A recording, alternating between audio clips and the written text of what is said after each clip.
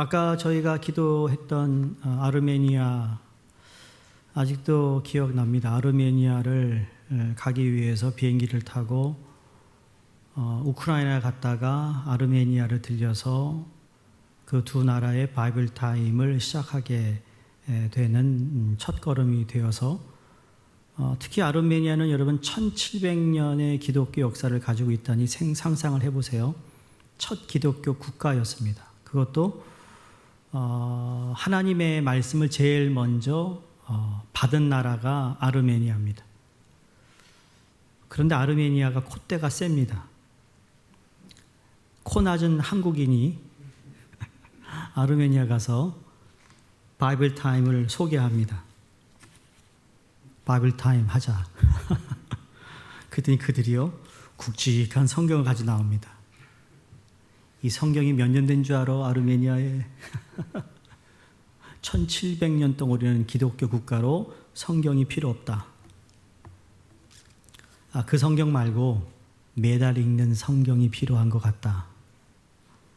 처음에 이분들이요 별 관심이 없었습니다. 그런데 이슬비에 젖듯이 바이블 타임을 아르메니아로 책자로 보내면서 아르메니아의 어린아이들이 바이블 타임을 읽으면서 여러분 그 아르메니아를 통해서 여러분 어디로 성경이 보급되는 줄 아세요? 이란으로 들어가고 있습니다. 이란 사람들은 아르메니아 사람들을 좋아합니다. 이란 사람들이 들어와서 기독교 활동하는 것을 아르메니아 사람들이 이란에 들어와서 활동하는 것을 환영합니다. 제재하지 않습니다. 그래서 유일하게 이란에 들어가서 기독교 교회를 방문하고 할 수 있는 민족이 아르메니아입니다. 그들이 가지고 있는 마지막 하나님의 사명이라는 생각을 해보죠. 하나님의 말씀이 이만큼 능력이 있습니다. 전통적으로 성경을 가지고 있던 사람들에게 쉽게 성경을 읽을 수 있는, 여러분 아무리 좋은 성경을 가지고 있어도 이건 내가 읽어야 되는 것이잖아요. 여러분이 아무리 성경책을 집안에서 몇 대 이어서 본다 할지라도 여러분 그것이 내 입으로 씹고 눈으로 보고 귀로 듣지 아니하면 그 말씀은 나와 아무런 상관이 없는 겁니다. 오늘 열방교회 아르메니아를 이렇게 기도하면서 참 마음에 이렇게 눈물이 나는 것이 참 하나님 1700년 전에 이미 복음을 받았는데 어찌 동서 나누어서 교회들이 분열이 있고 또 그 핍박과 이웃나라 특히 터키에서 그 많은 아르메니아를 죽였어요. 아주 그냥 살생을 한 겁니다. 그래서 노아의 방주가 묻혀 있다라는 아르랏 산을 그들이 항상 자기네 그 노아의 방주가 있는 산이라고 해서 자부심을 가지고 있었는데 터키가 전쟁을 치르고 뺏어갑니다. 제가 그 아르랏 산 앞에서 처음 바이블 타임을 들고 갔을 때 그들이 찍은 사진도 있습니다. 근데 어쨌든 세월이 지나 아무도 모르는 가운데 하나님 말씀은 흘러내려가고 있었고 누군가가 그 말씀을 받아들이며 변화가 시작이 되었다는 걸 보면서 하나님께 모든 영광을 돌립니다. 여러분 어떤 사람이 공식적인 자리에 취임하여 처음에 하는 일이 상당히 상징적인 의미가 있다는 걸 아실 겁니다. 공식적인 자리에서 그 사람이 어떤 말, 또 무슨 일을 하느냐에 따라서 앞으로 그 사람이 무슨 일을 할 거며 또 그 일의 스타일을 단적으로 보여주는 중요한 출발점입니다. 만약 세례 요한이 처음으로 제자들을 모아서 가르치기 시작했다면 여러분 무엇을 가르치려 했을까요? 그건 분명히 금식하고 기도하는 일부터 가르쳤을 겁니다. 왜냐하면 회개의 기도는 세례 요한에게서 가장 중요했기 때문입니다. 그래서 그의 외침이 회개하라 천국이 가까웠느니라 였습니다. 여러분 그 당시에 바리새인들 같은 그 자들이 자기 제자들을 불러 모아서 무엇을 제일 먼저 가르쳤을까? 아마 그들은 손을 씻는 결례의식부터 가르쳤을 겁니다. 왜냐하면 결례야말로 그들이 중요하게 생각하는 종교의식이었기 때문입니다. 자, 그렇다면 이제 요한복음 우리가 읽기 시작하면서 요한복음에서 나타난 예수님은 제자들에게 무엇을 보여주기를 원하셨을까라는 질문을 안 할 수가 없습니다. 근데 오늘 본문을 보니까 예수님의 제자들과 함께 첫 공식적 모임을 지금 어디서 하고 있습니까? 잔치집이었습니다. 아마 바리새인들이나 세례 요한에게 있어서도 상상할래야 상상할 수 없는 일이 지금 벌어지고 있다 생각했을 것입니다. 예수님은 서슴지 않고 제자들을 잔치집으로 데리고 가셨고, 여러분 뭐 먹고 마시는 걸 가르치려고 하셨을까? 아마 그건 아니겠죠. 먹고 마시는 것도 중요하지만 예수님이 제자들에게 잔치집으로 데려가셨던 것은 바로 잔치집이 가지고 있는 상징적인 겁니다. 그게 뭐죠? 잔치집에 가면 먹을 것이 많다라는 게 무슨 의미일까요? 풍성함입니다. 거긴 기쁨이 가득 찹니다. 웃음이 끊이지가 않습니다. 그곳에 가면 뭔가 가득 찬 모든 사람들이 여유롭게 즐길 수 있는 시간입니다. 그 자리에서는 원수들도 함께 앉아 음식을 나눌 수 있는 자리요, 별로 관계가 안 좋은 사람들도 그 잔치자리에 가서 함께 먹다 보면 가졌던 어떤 좋지 않은 감정들을 다 씻어버릴 수 있는 그러한 곳, 그 잔치집이라는 거예요. 여러분 잔치집 가는데 인상 쓰고 가는 분 있어요? 그렇지 않아요. 지난주에도 말씀드렸죠. 예수님께서 거듭나야 한다는 말씀을 통해 왜 거듭나야 한다 그랬습니까? 하나님의 나라 때문이라고 그랬어요. 요한복음은 특히 요한이 예수님이 하셨던 이적과 행적을 따라가면서 무엇을 나타내는가 하면 하나님의 나라라는 큰 주제 아래 오늘도 잔치의 상징이 풍성함이고 기쁨이 가득한 것인 것처럼 하나님 나라를 암시하고 있습니다. 요한복음 10장 10절에 내가 온 것은 양들이 생명을 얻고 더 풍성히 얻도록 하기 위함이다 그랬습니다. 그러니까 우리에게 주신 이 새 생명, 하나님의 나라의 백성이 되었다라는 것은 단지 우리가 영생 얻은 것으로 그치는 것이 아니라 그 영생을 얻은 하나님의 백성들이 풍성한 것을 누리며 살기를 원하시는 하나님의 뜻이 있음을 보여주시기 위함입니다. 그래서 여러분, 주님이 말씀하신 더 풍성한 것을 여러분이 다 얻기를 주의 이름으로 축원합니다. 꼭 풍성한 그럼 우리는 돈이 아니더라도요, 물질이 아니더라도 내 안에 하나님 나라가 임할 때 나는 풍성한 여유 있는 삶을 살아가는 거예요. 내가 어떤 육신의 질병이 있다 할지라도 하나님 나라가 임한 곳에는 여전히 하나님이 주신 기쁨이 있다라는 거예요. 문제거리가 내 삶 가운데 그렇게 많이 있다 할지라도 하나님 나라가 임한 곳에는 하나님만이 주실 수 있는 풍성함을 우리는 누리며 살아간다는 겁니다. 유대 나라 사람들은 여러분 우리가 알고 있는 결혼식과는 여러 가지 차이가 있습니다. 저희는 결혼식을 한 후에 식사를 하죠. 근데 유대 나라에서는 결혼 예식이 있기 전에 하루 종일 축제합니다. 잔치를 엽니다. 좀 여유가 있는 집안은 그 잔치가 이틀 하기도 하고 3일 하기도 하고 정말 좀 너무 지나친 가족은 일주일도 하고 그러고 난 후에 예식을 한다는 거죠. 오늘 아마 예수님이 가졌던 잔치집이 그러한 잔치였던 것 같아요. 결혼 예식을 하기 전에 이미 잔치가 벌어지고 있는데 이 유대인들에게 있어서 이 혼인잔치에서 절대로 빠질 수 없는 것이 포도주였습니다. 여러분 경고합니다. 이거 조심하세요. 어휴, 포도주 술 아니야?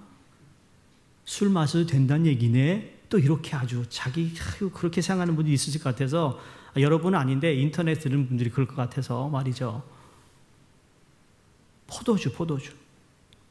그 당시의 포도주와 오늘 우리가 얘기하는 포도주는 상당히 차이가 있습니다.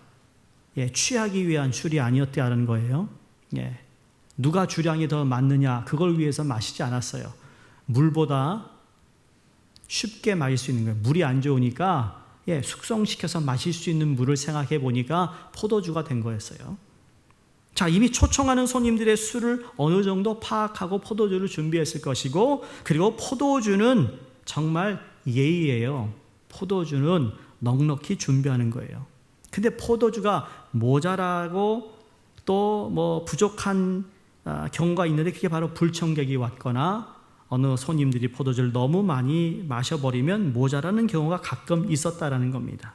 근데 이런 일이 생기면, 모자르면 손님 대접을 제대로 하지 못한 집안으로 낙인이 찍혀 그 집주인이 매우 난처한 처지가 될 수 있다라는 것이 오늘 요한복음 2장 잔치집의 배경입니다.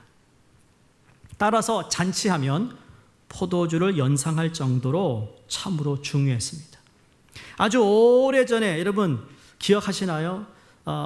저도 들은 얘기예요. 옛날에는 잔치를 하면, 동네 잔치를 하면 항상 나오는 음료가 있었다고 합니다. 뭘까요? 막걸리? 아니요, 식혜. 잘 아시죠, 식혜. 젊은데 어떻게 옛날 얘기를 이렇게 하세요? 식혜. 항상 식혜가 있었던 것 같아요. 명절 때. 저도 기억나요. 저희 외할머님이 항상 어떤 명절 식혜를 만드셨어요. 손님이 오면 식혜를 했었어요.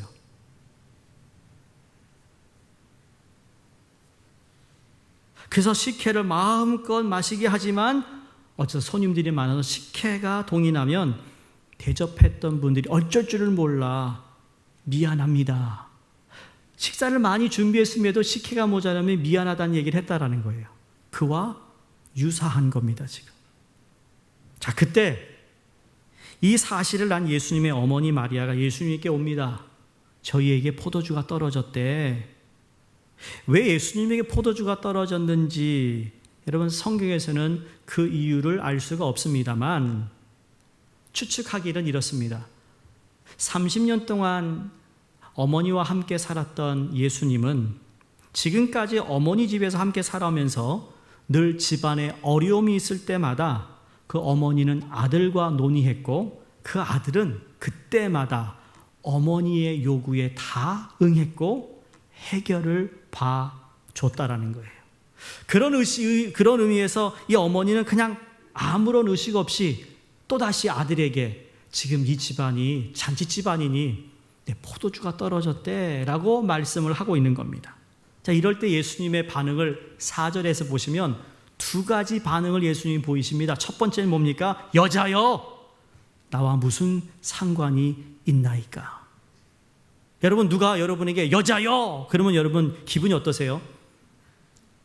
벌써 아주 살벌해질 겁니다. 저 사람 말이야 아주 예의도 없어. 난 이름도 있는데. 여자여. 특히 우리 한국 사람이 들을 때는 이 버릇없는 아들처럼 보입니다. 위아래도 모르고 여자여. 아니, 아들이 어머니가 그렇게 얘기하면 저도 이 부분에 대해서 얼마나 도움이 될지 모르겠는데요 하든지, 아니면 제가 옆집에 가서 포도주가 있는지 빌려올게요 그러든지 해야 되는데, 여자여, 나와 무슨 상관이 있습니까? 여자여. 여러분, 이 여자에 대한 이게 도대체 어디서부터 시작이 된 건가? 왜 그럴까? 불부터 꺼야겠다는 생각에서 혹시 여러분이 기분 나빠할 것 같아서 여자여. 이게 연구가 참 많더라고요. 딱 두 가지를 여러분 우리가 종합해서 말씀드리면, 하나는 그 여자여라는 말은 당시에 남자가 여자를 보고 여자여 하고 부르는 것은 우리가 지금 생각하는 것처럼 이상한 일이 아니고, 여자여 부를 때는 그 의미가 그 여인을 존경하는 의미로 부르짖는 점잖은 호칭이라는 거예요. 여자여. 여러분, 그러니까 여러분 혹시 집에서 답답한 일 있으면 여자요 한번 불러보세요. 여자요. 나쁜 말 아니라는 겁니다. 혹시 옆에 아내 되는 분이 앉아 계시면 여자요 한번 불러보세요. 여자요. 집에 가시면서 여자요 놀리지 마시고. 근데 그런 의미라는 거예요. 존중하는 호칭이에요. 다른 하나는 예수님께서 어머니 마리아를 모시고 한 집에서 살던 사생활이 이제는 끝났음을 알리는 것이다 라는 해석도 있습니다. 이제는 마리아의 아들로서가 아니라 하나님의 아들로서 온 세상의 죄를 짊어질 하나님의 어린 양으로서 이제 공생애를 시작하는 출발점에 놓여 있다는 것을 암시하고 있는 말씀이었다라는 거죠. 자, 그래서 예수님의 반응이 이상한 반응은 아니라는 겁니다. 두 번째, 예수님의 반응이 4절 후반부에 나오는데 내 때가 아직 이르지 아니했습니다 라고 말합니다. 내 때가 이르지 아니했다, 이르지 못하였다. 여기 내 때라는 것은 궁극적으로 예수님의 십자가의 때를 이야기합니다. 예수님이 십자가에 달려 죽으시는 그 때를 이야기하고 있고, 그리고 예수님이 공생애를 시작하시면서 공생애의 끝은 어디였습니까? 십자가의 죽음이었습니다. 그래서 십자가의 죽음을 향하여 걸어가는 예수님의 모습, 그래서 그때가 언제입니까? 할 때마다 그때는 아무도 모른다. 그러나 그때가 가까우고 있음을 주님은 알고 계셨죠. 복음서를 유심히 읽어보면 세례 요한이 무대에서 사라지면서 예수님의 본격적인 시대가 열리는 전환점을 발견하는데요. 그게 언젠가 하면 요한이 감옥에 갇히면서부터입니다. 그래서 구약에서 신약으로 넘어가는 중요한 전환기가 바로 예수님이 공생애를 시작하는 때였어요. 그래서 예수님께서는 그 공생을 시작하시면서 철저하게 주님이 가지고 계셨던 마음이 있습니다. 그게 뭐냐면 자기 마음대로 내키는 대로 하지 않았습니다.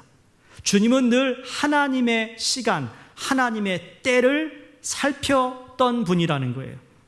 예수님은 하나님의 나라를 위하여 성령의 세례를 받으시고 제자들을 모으셨는데 이제 그분이 하실 일은 하나님의 일이라는 겁니다. 그래서 전처럼 어머니인 마리아의 아들로서의 다른 집에가 포도주를 빌려오는 그런 일이 여러분 예수님과는 상관없는 일이라는 것을 말씀하고 있습니다. 포도주 떨어진 것이 저와 무슨 상관입니까? 라는 말은 포도주가 떨어진 것과 내가 하나님의 때를 기다려 하나님이 원하시는 것이 무엇인지를 하는 것을 해야 하기에 나와 상관없는 일입니다, 어머님이라고 말했던 거라는 겁니다. 여기서 뭘 발견하냐면 예수님은 포도주 하나 이 작은 문제에 있어서도 하나님과의 관계에서 이것을 어떻게 하면 좋을지를 하나님의 응답을 기다리고 있었다고 보는 것입니다. 아주 사소한 일임에도 불구하고 주님은 하나님이 오케이 할 때까지 기다렸다라는 거예요. 엄연히 보면 포도주 떨어진 것과 하나님의 뜻과는 별 상관없는 일이 맞습니다. 그래서 그렇다고 해서 상관없는 일이니까 안 합니다 라고 아니라 상관없다고 하면서도 하나님, 아버지 이것을 어떻게 하면 좋을까요? 라고 아마 주님은 묻지 않았을까라는 생각을 해봅니다. 왜 이 말씀을 드리는가 하면 철저하게 하나님의 관점에서 그분은 행해졌다라는 거예요. 여러분 우리는 하나님의 관점에서 이 일을 해야 됩니다. 하나님의 일이라는 것은 하나님의 그 때가 있는 것이에요. 여러분 교회에서 여러분에게 무엇을 부탁할 때 물론 우리가 볼 때는 잘 그게 파악이 되지 않고 분별이 안 될 수 있겠지만 그러나 그 필요에 따라 교회가 여러분의 무엇인가를 요청할 때는 때라는 것을 아셔야 돼요. 믿으십니까? 아무에게나 아무 때나 아무렇게나 여러분 교회에서 여러분에게 무엇을 요청하는지 않아요. 그 요청이 있을 때는 아 주님 이것을 하기를 원하시는구나 그렇게 받아들이는 것이 은혜인 거예요. 여러분 여기서 우리가 한 가지 더 기억할 것은 이렇게 하나님의 때를 기다리고 하나님이 어떻게 생각하시냐를 철저하게 살피고 난 후에 행하셨던 예수님의 모습. 예수님은 하나님과 아들 되신 예수님 사이에 어떤 틈도 보이지 아니하셨습니다. 틈을 보이지 않았다라는 거죠. 영어로 갭을 만들지 않았습니다. 누군가 그 사이를 끼어들어서 아버지와 자기의 관계를 멀어지게 하려고 하는 그 틈을 허락하지 않았다라는 얘기예요. 근데 사단은 항상 그 틈을 타고 들어온다는 것이죠. 여러분이 교회 생활을 잘하고 신앙생활 잘하는데 여러분 어떤 틈이 벌어져서 그 틈 때문에 여러분이 하나님의 말씀으로 멀어지고 있습니까? 여러분이 예배의 삶이 멀어지고 있습니까? 기도해야 되는 걸 알면서도 못하고 있습니까? 그 틈이 벌어진 것을 타고 사단은 들어왔다는 거예요. 그 틈을 주면 안 되는데 말이죠.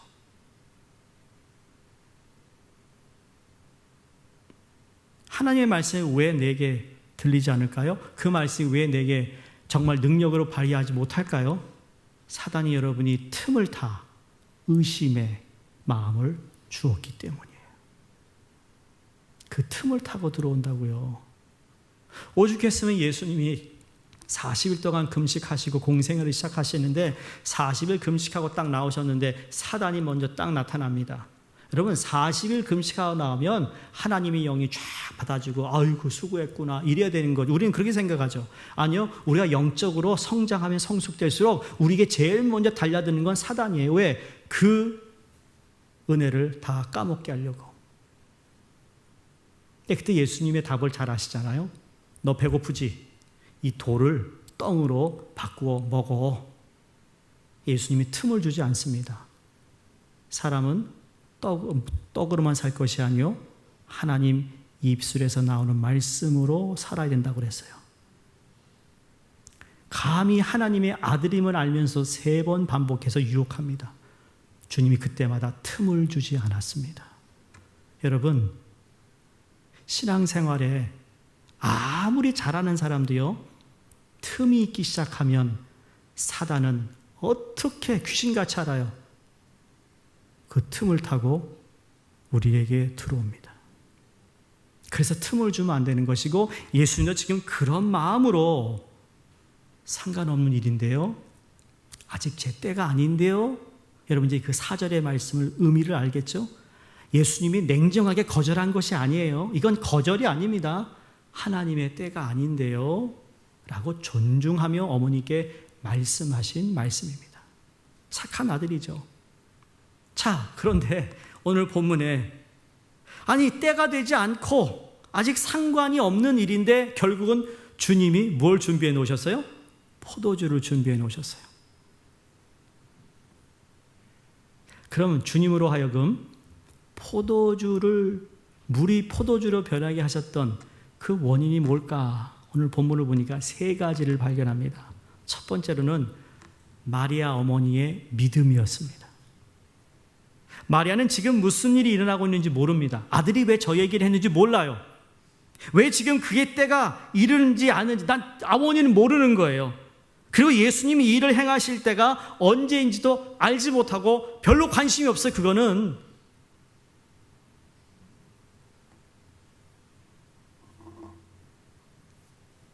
마리아는 예수님께서 자신의 요청을 거절하실 때도 그냥 물러서지 않았습니다. 그 이유는 이러한 일을 보고 그냥 넘어가지 않을 예수인 것을 알았다라는 겁니다. 참 어려운 사람 보면 도와주려고 했던 예수의 그 성품. 누가 가난하고 먹을 게 없다면 뭐라도 좀 갖다 주고 싶어 하는 그 예수의 마음을 어머니는 30년 동안 살면서 그 아들의 마음을 알고 있었어요. 지금 부족한 것을 그냥 넘기는 아들이 아니라는 것을 알았기에 요청을 한 것이고, 그리고 어머니는 그 하인들에게 5절에 보면 하인들에게 이르되 너희에게 무슨 말씀을 하시든지 그대로 하라. 아니 도대체 뭘 믿고 포도주를 어떻게 만들어? 여러분 포도주 담가 보셨어요? 몰라도 그냥 우리 상식이 뭐죠? 일단 포도를 따와야 돼. 그 포도도요 잘 익은 포도가 돼야 돼요. 설 익은 포도면 그 포도주가 맛이 없대요. 들은 얘기예요. 오해하지 마시고. 그리고 난 다음에 어떻게 해요? 그 포도를 발로 밟고 즙을 내가지고 그 다음에 어떻게 합니까? 숙성시켜야 돼요. 여러분 값비싼 포도주는 어떤 포도주죠? 오래된 거, 오래된 숙성된 거. 우리 상식이에요, 그 상식. 근데 어머니가 하인들에게 저분이 말씀하는 대로 그대로 하라라고 말합니다. 지시합니다. 마리아의 믿음 뭔가 하면, 그래 지금 포도주는 없지만 하나님께서는 능치 못하는 것이 없다는 것을 아셨던 것 같아요. 무엇이든지 그가 명하시는 대로 하라. 포도주가 떨어진 것과 주님의 일과는 아무런 상관이 없을지 몰라도 주님의 도우심이 없이는 다른 방법이 없다라는 것을 마리아는 알았다라는 거예요. 여러분, 당장 어려움 닥쳐 있고 이것을 해결할 수 있는 방법이 없다면 여러분, 우리도 깨달아야 될 것이 오직 주님의 도우심을 간구하는 수밖에 없다라는 거예요. 사랑하는 성도님들, 믿음은 하나님의 능력을 움직이는 힘을 가지고 있음을 믿습니다. 믿음은 상관없는 일을 상관 있게 만든다고 저는 보고 싶습니다. 믿음은 아직 도달하지 않은 때라도 도달하게 만드는 것입니다. 그게 믿음입니다. 거기 내가 갈 수 없지만 하나님, 내가 주님을 바라보며 믿음을 가지고 한 걸음 한 걸음 나가다 보면 언젠가는 거기에 도달해 와 있다라는 거예요. 그게 믿음인 것이에요. 처음부터 다 믿어져서 가는 게 아니라는 거죠. 근데 오늘 혼인잔치의 포도주가 모자라는 것이 주님과는 아무런 상관이 없는 일인데 어머니가 그 말을 하는 순간 이제 주님과 상관된 일이 되어버렸어요. 무엇이요? 믿음이. 아무 상관없는 일이라도 믿음으로 주님께 나가고 주님께 가지고 나왔을 때 이것은 주님과 관계인 일이 되어버린다는 거죠. 여러분, 사도 바울이 마지막 로마에서 순교를 당합니다. 그런데 이미 성령께서 사도 바울에게 로마까지 가서 복음을 전할 것이라고 말씀을 하셨어요. 근데 배경과 환경을 보면 로마로 어떻게 가요? 지금 감옥살이하고 있고 지금 잡혀있고 나가기만 하면 유대인들이 완전히 사도 바울을 죽이려고 이 사도 바울만 죽이는 특공대들이 있어가지고 쫓아다니잖아요. 데살로니가 교회는 5일 동안 교회 개척하고 말씀을 전하다가 너무 심하니까 밤에 도망 나오는 이런 일들이 벌어졌는데, 근데 그 사도 바울이 그 감옥에서 얘기합니다. I want to see Caesar. 나는 로마 시민권을 가지고 있는 로마인으로서 나는 로마 황제 앞에서 재판받기를 원한다. 그 당시에 로마가요, 진짜 법이 정말 잘 만들어진 나라인 것이, 아니 죄수가 나 로마 시민권이니까 나 로마 가서 재판받겠다고 하니까 그 로마인은 어떡합니까? 호위해서 로마까지 데려다 줍니다. 자, 보세요. 그전에는 시저하고 아무런 상관이 없는 일이었는데 내가 시저 앞에서 재판을 받겠다고 하니까 시저와 상관없던 일이 상관 있는 일이 되어버립니다.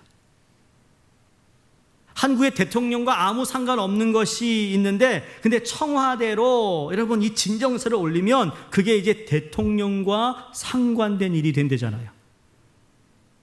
원래 이 혼인은 주님과는 상관없는 일입니다. 포도주가 떨어지니까 무슨 상관이에요. 그러나 어려움을 주님께 가지고 나와 믿음으로 호소했을 때, 믿음으로 그 아들에게 포도주가 떨어졌다, 저분이 시키는 대로 해라 했더니 그 다음부터 어떻게 했어요? 주님과 상관된 일이 되어버렸어요. 여러분, 무엇인 간에 주님이 상관되게 하셔야 됩니다. 그래야 해결을 받습니다. 그걸 우리가 얻습니다. 교훈입니다. 우리가 힘들어하는 일이 도대체 무엇인지 모릅니다. 그런데 그것에 대하여 주님께 완전히 맡길 수 있어야 됩니다. 주님이 어떻게 처리하시든 간에 그대로 하겠다라는 마음다짐을 가져야 된다는 거예요. 그러면 그것은 주님과 상관 있는 일이 되는 줄로 믿습니다. 그러니까 오늘부터 여러분의 일이 우리 주님과 상관되는 일을 하시기를 바랍니다. 여러분이 어디 아프세요? 주님이 상관되게 믿음으로. 여러분이 어려움이 있으세요? 자녀의 문제가 있으세요? 여러분 어떤 문제든지 주님과 상관없는 일이었는데 내가 주님께 믿음으로, 주님은 모든 걸 할 수 있는 분을 내가 믿지 않습니까? 주님은 전지전능하신 분이 아니십니까? 라고 믿음으로 나아갈 때, 저 또 내 마음 약하게 믿음 얘기하네. 상관 있게 해야 된다는 거예요. 두 번째, 여러분, 주님의 전적인 은혜였습니다. 이건 앞을 보나 뒤를 보나 중간을 봐도 은혜 아니면 아니에요. 은혜 아니면 안 되는 거예요. 여러분, 세상에 사는 사람들이 모든 것을 다 가지고 있다고 하는 분들을 여러분 보세요. 참 물질이 말아 잘 나가는 것 같아요. 예? 떵떵거리고 살고 좋은 거 사고 좋은 집 뭐 사고 좋은 차 굴리고 뭐 애들이 잘 되는 것 같고, 뭐 정치에 어떤 권력이 있어서 권세를 가지고 있는 사람 보면 정말 저 사람하고 비교할 때 나는 정말 형편없는 삶이다 라고 생각 드시죠? 내가 꼭 아셔야 할 게 있습니다. 여러분, 이 세상에 사는 모든 사람들은 꼭 그 한 가지가 모자라서 아쉬워하고, 그 한 가지가 없어서 고통하고, 그 한 가지 때문에 아파하고, 그 한 가지 때문에 잠을 못 이룬다고 하는 걸 아셔야 돼요.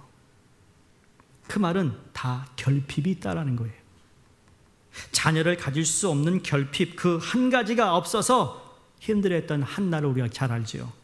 그 한 가지를 버리지 못해서 예수님이 자기 앞에서 네가 영생 얻을 수 있는 길을 알려주셨음에도 불구하고 주님을 따라가지 못한 그 청년, 얼마나 안타까워요. 그 한 가지가 없어서 이 세상을 다 쥐고 있는 것 같지만 결국 스스로 목숨을 끊는 사람들이 이 세상에 여러분 상당히 많아요. 여기 완벽한 결혼 예식이었고 잔치였는데 그 중에 한 가지가 없어서 초청받는 손님으로부터 주인이 매우 난처한 처지가 될 수밖에 없는 이 상황에 하나님이, 주님이 은혜를 베풀어 주시더라는 거예요. 여러분, 저와 여러분이 이렇게 하나님 앞에서 예배드릴 수 있는 것도 하나님의 은혜입니다. 그렇죠? 이 은혜를 당연시하지 마시기 바랍니다. 나에게 이러한 직분을 주셔서 주를 섬길 수 있는 것 은혜입니다. 내가 뭘 잘해서가 아니라, 여러분, 그건 두 번째예요. 우리가 신앙생활을 하면 할수록 우리가 잊지 말아야 할 것이 하나님의 은혜라는 거예요. 오늘도 그 은혜가 없으면 내가 감당할 수 없는 거예요. 근데 그걸 잊어버리는 순간 내 목소리가 세져요. 내 생각이 강해져요. 여러분, 분명한 건 이겁니다. 은혜가 떨어졌기 때문에 지금 여러분이 그 생각을 하는 거예요. 은혜가 모자라기 때문에 지금 그렇게 행동하는 거예요. 그러니 은혜를 받으면 모든 것을 능히 이길 수 있는 힘이 내게 주시는데 그 은혜를 생각하지 못하고 지금 벌어지고 있는 상황만 보니 여러분 답이 없어요. 그러니 도망가고 싶죠. 피하고 싶죠. 상대하고 싶지 않죠. 그냥 떠나고 싶은 거예요. 여러분, 은혜입니다. 목사도 마찬가지입니다. 목회를 하면서 목사가 은혜가 떨어지면요, 생명 다한 겁니다. 은혜가 다시 충족되고 내게 다시 은혜가 공급되기 전까지 목회하면 안 됩니다. 왜? 교회가 어려워지기 때문이에요. 그런 마음을 가끔 많이 갖습니다. 체면 때문에 목회하는 게 아니라는 겁니다. 어쩌면 내일 당장 먹을 것이 없어도 만약에 그것이 아니라면 나는 내려와야 됩니다.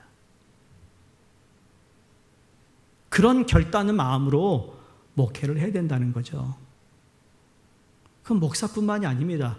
부름을 받은 모든 직분자가 같은 겁니다. 은혜 아니면, 찬양이 있잖아요. 은혜 아니면 할 수 없는 거예요. 은혜 아니면 안 되는 거예요.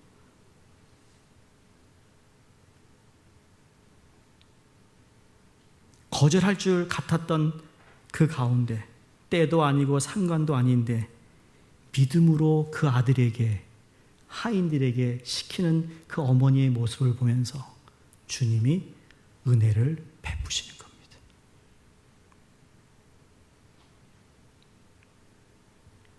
우리에게 간혹 생기는 심각한 문제가 있다면 거절하시는 것처럼 보여도 여러분, 하나님을 끝까지 믿고 기다릴 수만 있다면, 왜? 주님은 내가 지금 무슨 기도를 하고 있는지 다 듣고 계시잖아요. 기다릴 수만 있다면. 그냥 몇 번 기도해보고 소식이 없으면 그냥 뭐 중단하거나 포기하는 것이 아니고요. 마리아처럼 기다려보는 자세가 필요한 거죠. 기다리는 자세란 주님의 은혜를 기다리는 것을 의미합니다. 그렇게 기다렸던 마리아는 결국 결혼식에 초청받아 온 모든 하객들이 주님의 은혜로 더 좋은 것을 받게 됩니다. 이게 풍성함을 얻게 됩니다. 처음 나왔던 것보다 더 풍성한 포도주를 그들이 마시게 됩니다. 이게 하늘나라입니다. 하늘나라가 그래서 하늘나라가 매일 내 안에 임해야 되는 겁니다. 거하여야 되는 겁니다. 그 하늘나라에 대한 인식을 가지고 살아가는 겁니다. 그럴 때 우리는 어제보다 오늘이 더 풍성한 것이고 오늘보다 내일이 더 풍성한 것을 믿고 나가는 줄로 믿습니다. 여러분, 세상에 술집 가보셨어요? 나도 못 가봤어요. 네, 들은 얘기입니다. 혹시 제가 잘못 얘기하면 끝난 다음에 아시는 분은 얘기해 주세요. 그래 내가 정정하지. 세상에 술집에 가면 처음에 진짜 양주를 준대요. 양주는 뭔지 아시죠? 근데 얼큰이 취하고 나면 그 다음부터는 질이 낮은 술이 나온대요.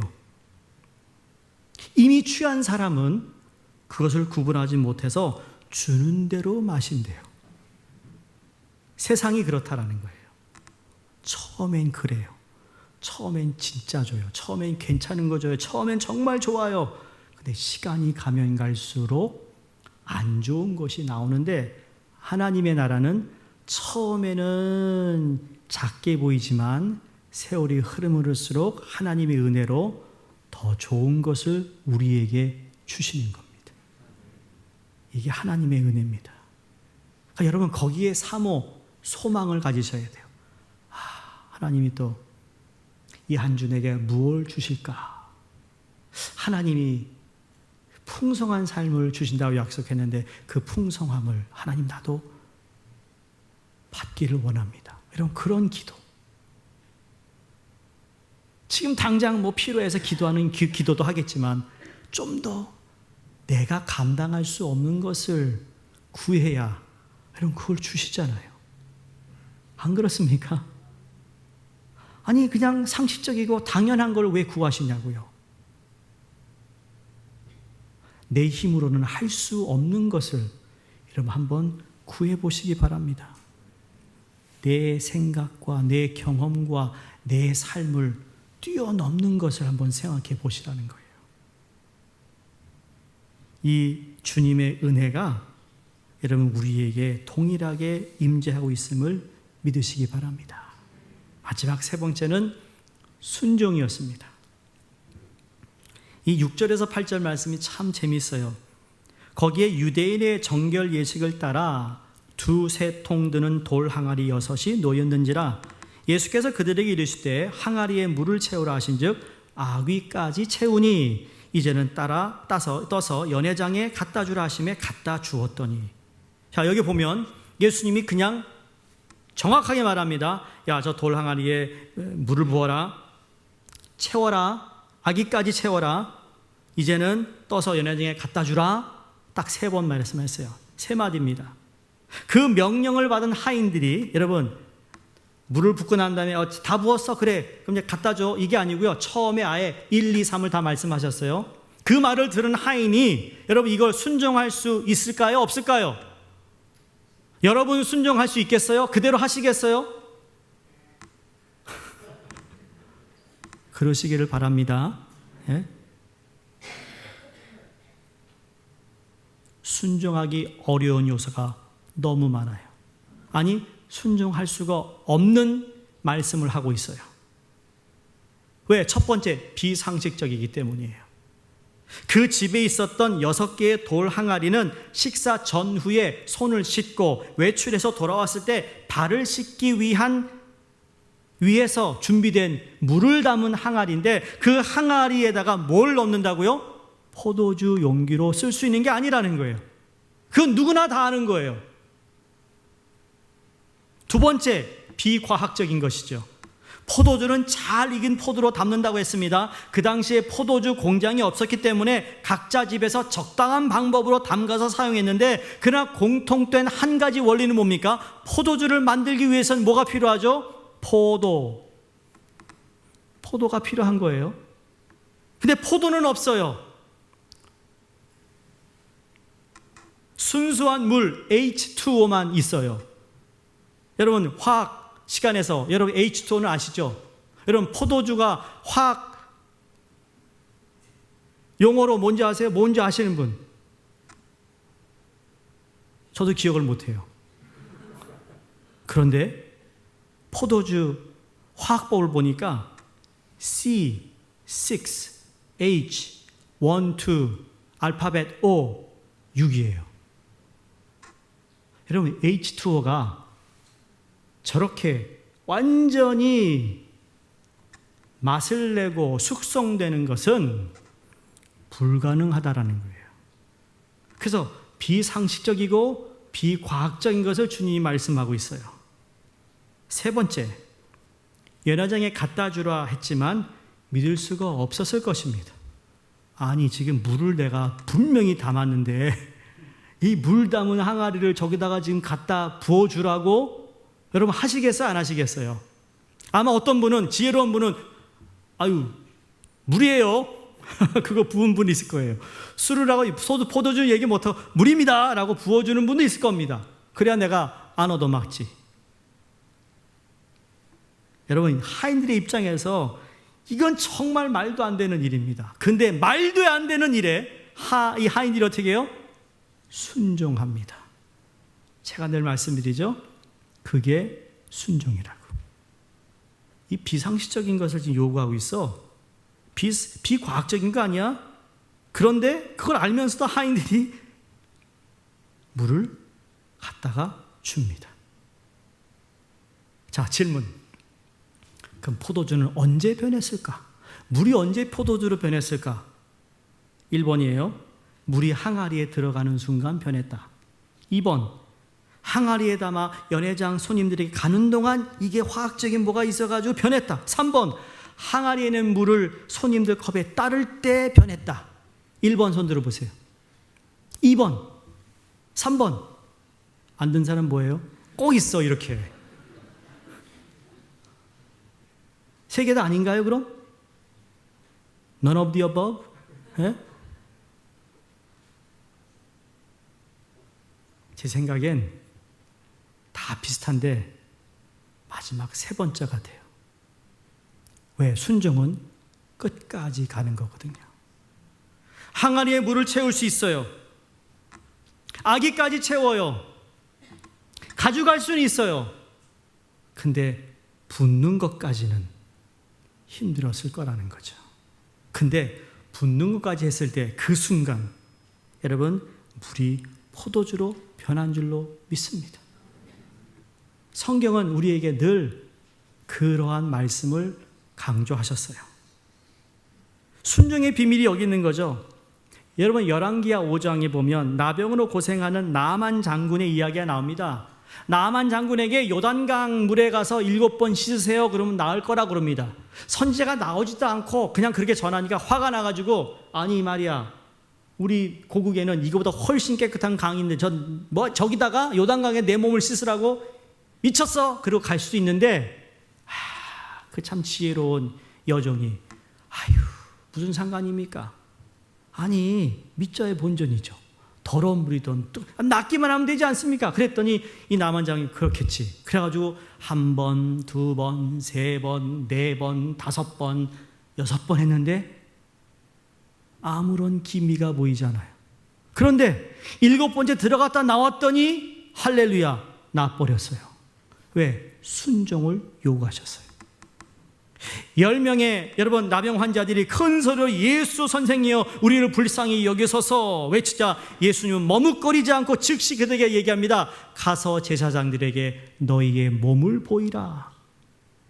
여러분 이긴 예수님이 야 너희의 몸이 깨끗해졌으니까 이제 제사장에게 너희 몸을 보여라. 그래서 너희들이 깨끗해졌다는 것을 도장받아 그냥 일상생활을 할 수 있도록 그런 의미인데 주님이 뭐라고 하냐면 지금 당장 가라는 거예요. 여러분, 그들이 언제 그럼 나음을 받았을까요? 예, 제사장 앞에 들어가는 순간 치유가 되었다고 믿습니다. 여러분, 이게 성경에 너무 많아요. 여리고 성이 무너진 것이 무엇 때문에 무너졌습니까? 하루에 한 번씩 돌고 7일째 7번 돌고 그 다음에 뭐라 해서 소리를 지르라고 그랬어요. 그랬더니 무너졌어요. 아무리 첫 번 하루 6일 동안 한 바퀴 돌고 7일째 되는 날 7바퀴를 돌았다 할지라도 여러분 무너지지 않았습니다. 마지막 뭐였어요? 함성을 질러야만 무너졌어요. 이게 순종이었어요. 사랑하는 성도님들, 이처럼 끝까지 순종해야 된다는 겁니다. 내가 그리스도를 믿기 전에 삶이 물처럼 아무 맛도 색깔도 없었던 존재였습니다. 그러나 예수 그리스도를 영접하는 순간 우리는 포도주로 변한 것입니다. 물이 스스로 포도주가 될 수 없듯이 내 스스로 그리스도인이 될 수 없는 것입니다. 다시 말해, 내가 그리스도인이 된 것은 하나님의 은혜고 그 자체가 기적이며 이적이라는 사실을 잊지 마시기 바랍니다.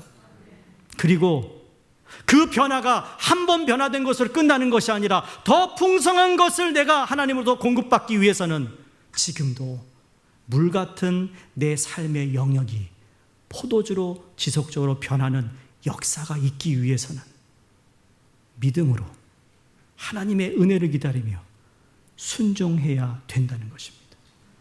왜 여러분이 안 바뀌고 있을까요? 여러분, 멀리 보지 마세요. 교회 탓하지 마시고 누구 탓하지 마세요. 그건 내 안에 있어요. 내가 변하지 못하고 내가 은혜를 받지 못하니까 그렇게 보이는 거예요. 죽을 뻔하다 살아난 사람들의 첫 마디가 뭔지 아세요, 여러분? 예수를 믿든 안 믿든 여러분, 그 사람들의 공통적인 간증이 뭡니까? 내가 과거에 보던 눈으로 오늘 이 세상을 보지 않습니다. 얘기합니다. 그게 그들의 공통적인 고백입니다. 내가 저 하늘을 볼 때 내가 옛날에 보던 하늘이 아니네요. 무엇을 얘기할까요? 그만큼 내가 변한 거예요.